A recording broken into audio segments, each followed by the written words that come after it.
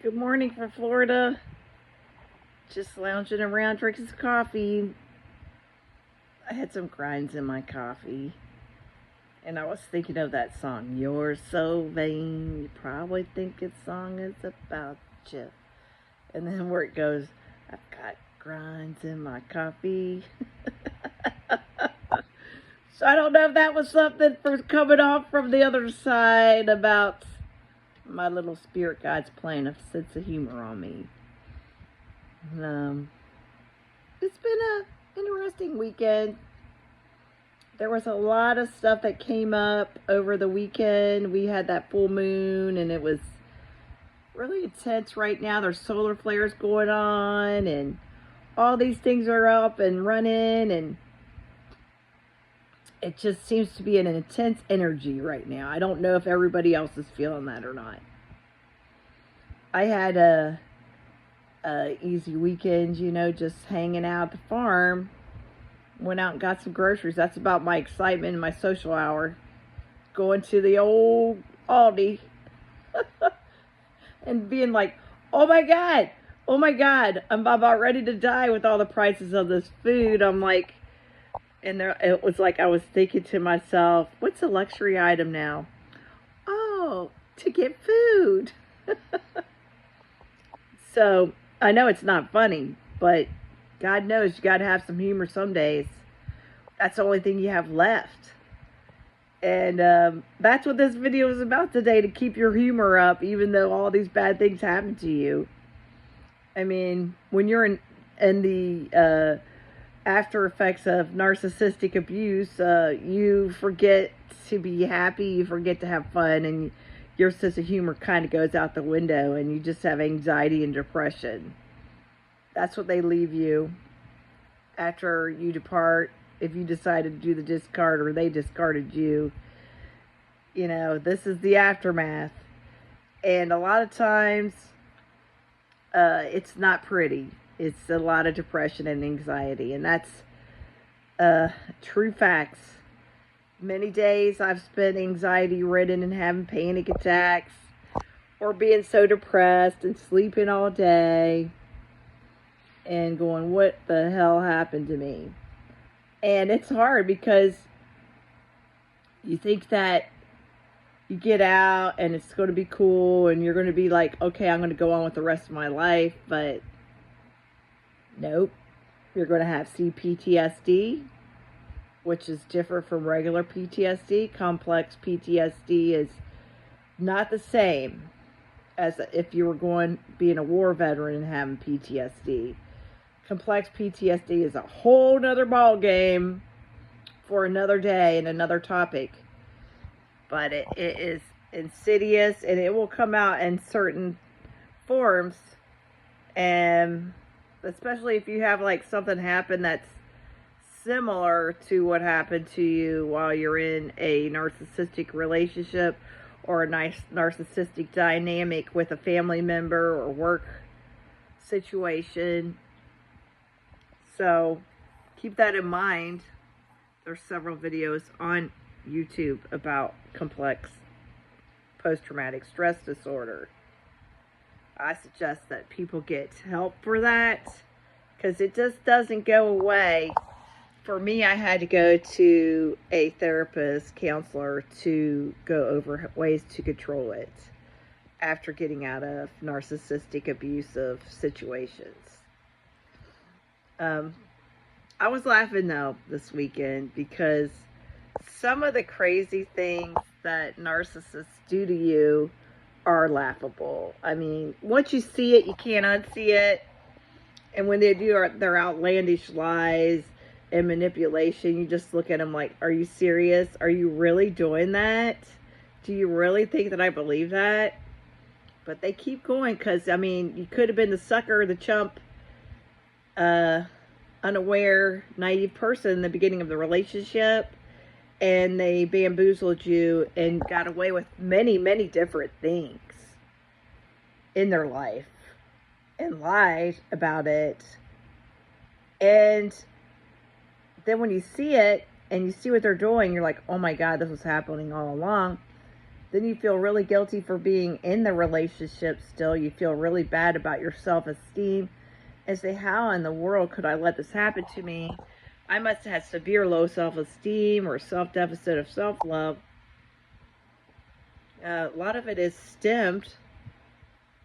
This is the one kicker.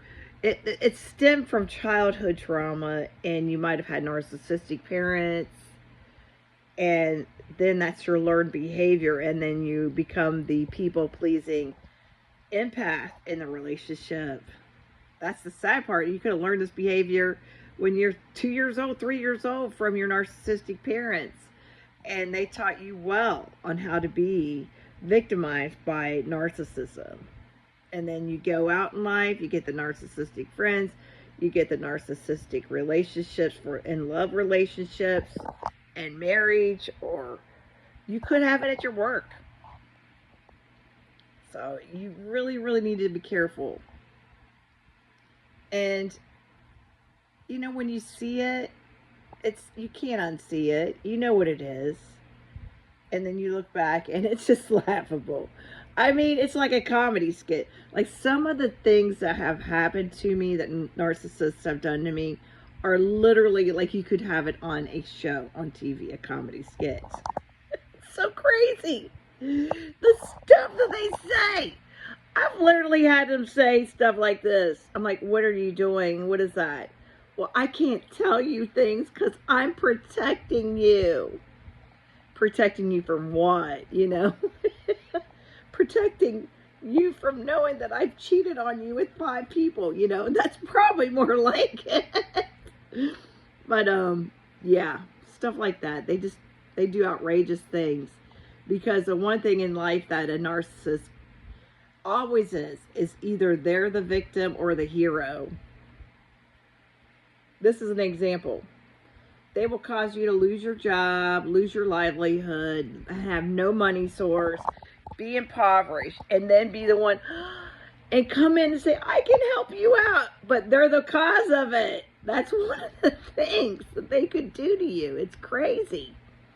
Another thing that they could do is they could do all these outlandish things and cheat on you, bamboozle you, talk behind your back, smear campaign with other people about you, and then later come up to you and act like your buddy, like, oh my God, I gotta help you out because these people are talking about you. But in actuality, they're the ones that started it. You gotta laugh.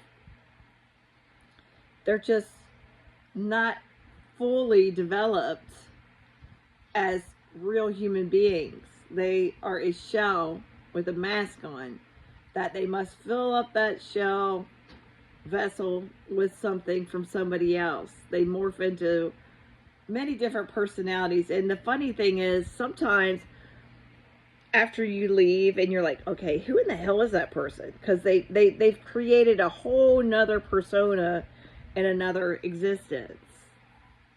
That, you know, they get all new friends circle, they get all new jobs or whatever. And then guess what? You're like, who is that? My cat is tearing up my thing over here. So he's been getting into everything all weekend long. He's like just terrorizing everybody. But yeah, that is just how it is.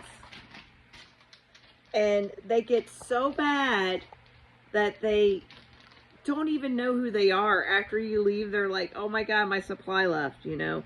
I got to get new supply. What can I do to get new supply? Let me get out my narcissistic tool belt here of ideas. They may go back to an old persona. If they've done something in the past, they may try to reinvent that one again and bring that out. They could go through numerous different things that they've done in the past, like, oh, I used this one before, let me pull this one out. They may start calling their old narcissistic supply options, you know, exes that they used to go out with. And then another tool that they use is they go through all this and say how bad you are, and like, oh, I shouldn't have left you or whatever, and you're so much better, you were right. They'll get the old supply involved and triangulate and try to use them that way, and or just in the interim until the filler position, until they finally find another person that they can have as their main narcissistic supply. They're going to try to find somebody that's similar to you, that is the people pleaser, the quote unquote mommy girlfriend. They're going to find people like that. In the meantime, they could go through all their their black book of exes and use them for supply, for filler, the seat filler, until they get a new supply, their prime number one supply. So, they'll get their seat fillers. And so some people will think they come back and like, oh my God, we're finally getting back together.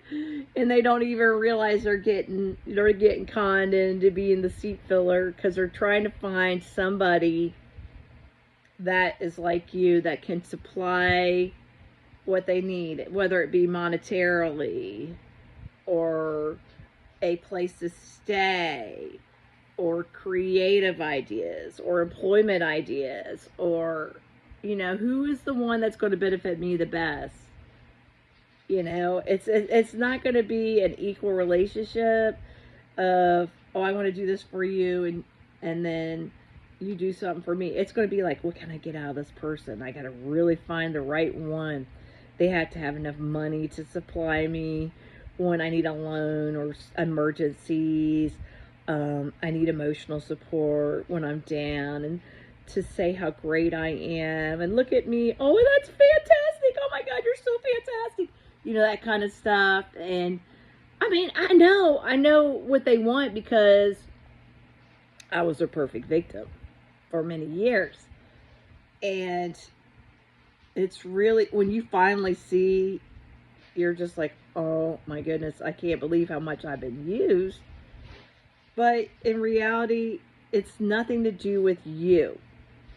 It's just the pure evil narcissism at its best. You could be the nicest person and do everything for these people, and they just go through and destroy. I like to say it because I have a history degree. I like to say it's like the Russians. Don't mess with the Russians. Don't go into Russia, because you'll get destroyed. They will burn down their entire crop so you won't have any food, and you'll be up in 2 feet of snow walking through, and they'll slaughter you. Right, Napoleon? You learned that lesson the hard way, didn't you? Don't go to Russia. That's the way I look at it. When you're dealing with narcissism, don't go to Russia. Just don't go there, because that would be it. But I don't know if people understand the historical reference, but they will burn their crops down to the ground and starve their own people to starve their enemy and destroy. And many people have learned that hard lesson of trying to take over the world and trying to go into Russia. It doesn't work. It does not work. So, if you finally get out of this insidious psychological warfare, stay out. Don't go back in it. You survived. You're going to have a lot of battle wounds, but you survived and you got out, and you're sitting there. And the best thing to do is to sit there and laugh about how ridiculous it truly, truly is. Because when you get out and you tell people what happened, they don't get it. And then you start telling them stories, and they're like, WTF, that really happened? Yeah, it did. You just gotta laugh. You gotta laugh. You have to have humor, and you gotta move on, and you gotta be strong. The one thing that the narcissist wants after you leave is the destruction of your entire life. Because how dare you leave? How dare you leave and not support me and be my emotional punching bag and my human ATM and my emotional support? So, stay strong. Get out. Don't go back. And one day you'll be sitting somewhere and something will happen and you'll remember the most ridiculous, crazy stuff that this narcissist did to you, and you'll laugh.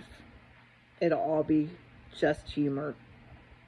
It'll take you a while though, and you'll shed many tears and have many, many hard nights of confusion and like just total destruction of your entire soul. At night you'll sit there and go, how in the world did this happen to me? I thought I was an intelligent person, but even the best of us fall prey to narcissism under the certain circumstances, and it's usually because you had trauma when you were a child and you're used to it. Just like they had trauma as a child, but they went on the other side of the coin. So, don't beat yourself up. The best thing to do is do something nice for yourself, have a good dinner, sit there and laugh with friends about all the silly things that they used to do. It's amazing the lies that could come out of a narcissist's mouth. You're a survivor now, though. Have fun and have a good laugh. Cheers to you. Have a good day from Florida. I'm going to go out and have some fun and go out and see my little baby foal and check on the chickens. I hope you have a wonderful day, and I'm praying for everybody that you get out of narcissistic abuse. And if you're out of it, I pray that you have that day when you sit at the table and laugh at all the BS that you went through. Prayers and love from Florida, and have a great day.